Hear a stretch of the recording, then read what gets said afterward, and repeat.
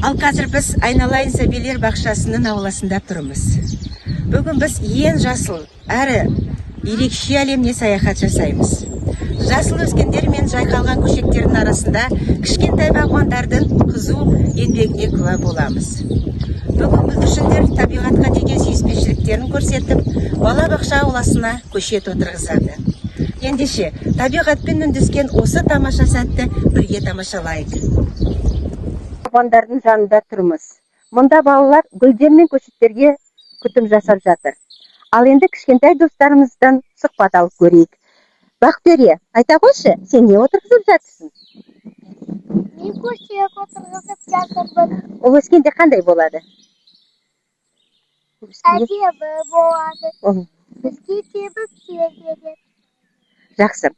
Сандина, сен не отырғызып жатырсың? Мен қызанақ отырғызып жатырмын.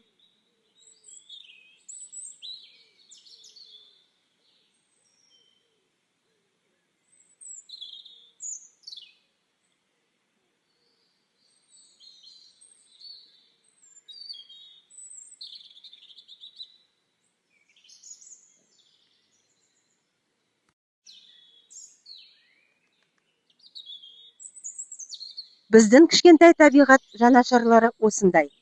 Табиғатты аялау кішкентай қадамнан басталады.